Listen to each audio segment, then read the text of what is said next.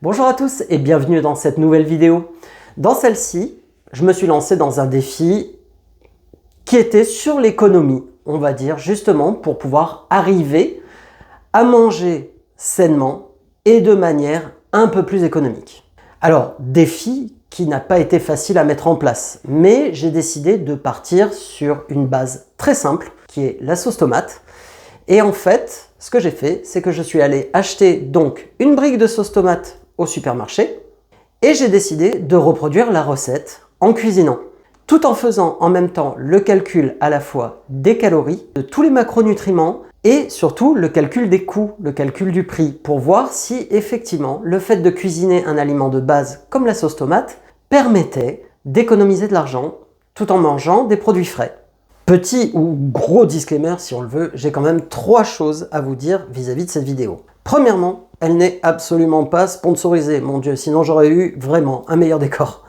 Ensuite, ce n'est pas une sauce à l'italienne, du tout. Ça n'est pas une recette traditionnelle, j'ai juste essayé de copier les composants d'une sauce industrielle. Et troisièmement, je suis pas cuisinier et vous allez vous en rendre compte. Donc, comme vous le voyez sur ces premières images, voici la sauce tomate en question. Pour réaliser cette recette, il va vous falloir des tomates. Pour ma part, j'ai choisi des tomates grappes du supermarché. Il va vous falloir aussi 2 oignons jaunes, une tête d'ail. Vous allez utiliser aussi une balance de cuisine et des ramequins. Et comme vous le voyez sur ces images, dans le premier ramequin, vous allez mettre 35 g d'huile d'olive. Dans un deuxième ramequin, vous allez mettre 93 g de stevia. Et je tiens à vous dire que déjà, c'est une erreur. J'ai très mal calculé et la sauce au final était un peu trop sucrée, bien que tout à fait mangeable. Le stevia en lui-même, j'ai décidé de l'utiliser parce qu'il a un pouvoir sucrant égal à celui du sucre, mais par contre, il vous amène 0 calories. Par contre, son prix est beaucoup plus élevé. Dans un troisième ramequin, vous allez mettre 15 g de sel et dans un quatrième ramequin, vous allez mettre 40 g de maïzena. Personnellement, j'aime bien que la sauce soit particulièrement épaisse parce qu'elle s'accroche mieux aux pâtes, mais franchement, vous pouvez en mettre moins si vous la voulez un petit peu plus liquide.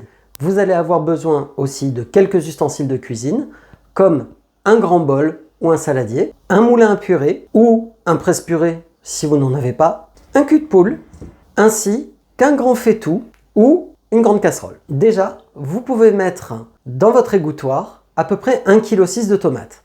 Lavez vos tomates à l'eau claire, remplissez ensuite votre cul de poule à peu près à la moitié d'eau froide que vous allez mettre au frigo.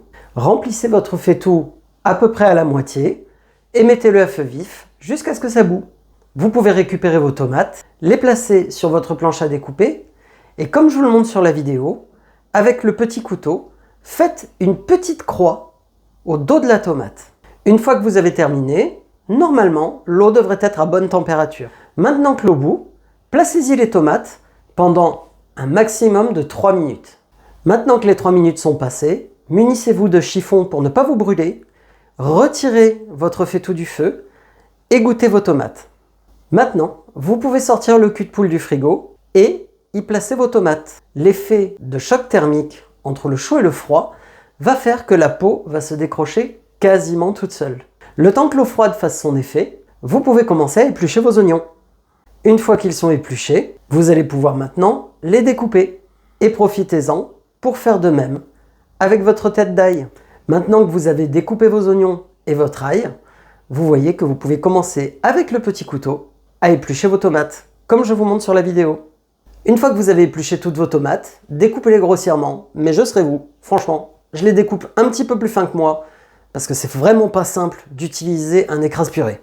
La prochaine étape va être de prendre vos tomates et de les mettre dans le moulin à purée. Et là, va falloir commencer à mouliner. Franchement, ça n'était pas facile, et ça a été vraiment la partie la plus salissante de toute la recette. Vous allez commencer par maintenant verser l'huile dans votre faitout, que vous avez préalablement nettoyé après avoir cuit les tomates. Puis, vous allez y ajouter l'ail et les oignons, et faites-les doucement brunir à feu doux. Une fois que les oignons et l'ail sont bien caramélisés, rajoutez-y le coulis de tomate, le sel et un petit peu de stevia. Moins que moi, surtout moins que moi. Surveillez votre sauce régulièrement en remuant. Bien entendu, je vous recommande très fortement de faire mijoter votre sauce à feu doux pour éviter que ça brûle et que ça accroche. Quand votre réduction est réussie et que vous voyez que vous avez atteint la texture de sauce dont vous avez besoin, vous coupez le feu, vous laissez couvert et vous laissez refroidir au moins une petite demi-heure. Une fois que c'est fait, utilisez un mixeur plongeant pour avoir enfin une forme de sauce complètement homogène et sans morceaux. Bon, effectivement, vis-à-vis d'une sauce industrielle, la mienne est quand même vachement plus orange. Et en goûtant, elle n'est pas mauvaise, mais elle est quand même vachement sucrée. Cependant, ce n'est pas désagréable pour quelqu'un qui aime bien le sucré salé comme moi. Maintenant, vous allez avoir besoin de quelques petits sacs de congélation, ainsi qu'un récipient pour pouvoir vous aider à les remplir. Personnellement, j'ai utilisé le bas d'un shaker. Ouvrez simplement votre sac congélation, placez-le dans le verre et rabattez les côtés sur le bord du verre. Vous verrez que ça vous permettra très facilement de pouvoir verser sans en mettre de partout. Pour vous donner un exemple concret, j'ai donc pesé la sauce que j'ai mis dedans pour avoir à peu près la même quantité qu'il y a normalement dans une des briques de la sauce X que j'avais montré au début. Si vous n'avez pas de sac congélation, un Tupperware ou tout simplement un emballage pour la congélation feront très bien l'affaire. Comme vous le voyez, j'ai pu à peu près obtenir 840 g de sauce. En termes de comparaison, et une fois que les calculs sont faits, malheureusement, je me suis rendu compte que la sauce en elle-même, celle que j'ai achetée en supermarché, était finalement moins chère au kilo que la sauce que j'ai faite maison. De plus, elle était beaucoup plus neutre. Dans ces cas-là, il ne faut vraiment pas hésiter à plébisciter le produit. La seule chose qu'on pourra regretter dans cette sauce, c'est qu'au lieu d'utiliser de l'ail et des oignons, ils utilisent des extraits d'ail et d'oignons. Cependant, il y a très peu de conservateurs, du moins moi je n'en ai pas vu dedans. Elle est plutôt bien équilibrée et donc peu chère. Je pense que tout simplement ce résultat a été obtenu parce que l'industrie peut aussi avoir un intérêt dans l'alimentation. Le fait d'acheter des produits en gros, de pouvoir cuire à moindre coût en ayant des prix sur les ressources mais aussi sur l'énergie utilisée et en ayant des installations adéquates, vous permet d'obtenir une sauce avec un prix abordable pour tout le monde. C'est pour ça que je pense qu'il ne faut pas spécialement cracher sur l'industrie, mais il est aussi de la responsabilité des industriels de faire attention à ce qu'ils mettent dans leurs produits.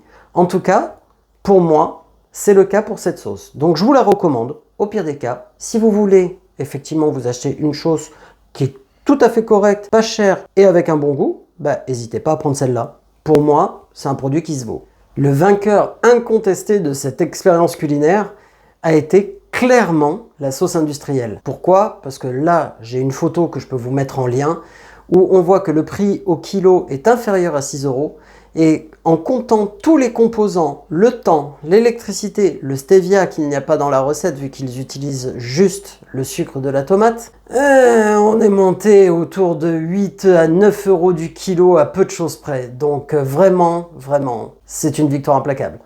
Voilà, donc maintenant vous avez un espace commentaire en dessous, donc si jamais vous voulez nous donner votre recette de sauce tomate pour la partager à tout le monde, si vous avez des idées pour d'autres vidéos vis-à-vis d'un produit par exemple que vous voudriez que je compare, si vous avez par exemple des tips en cuisine, je suis très preneur. Bien entendu, si vous voulez continuer à me soutenir, vous pouvez effectivement vous abonner à la chaîne, vous pouvez aussi activez la cloche des notifications pour la prochaine vidéo. Vous pouvez bien entendu me suivre sur Facebook et sur Instagram. Et bien sûr, vous pouvez prendre rendez-vous directement avec moi en consultation en utilisant le lien qui est dans la description. C'est tout pour aujourd'hui. Surtout, portez-vous bien et prenez soin de vous.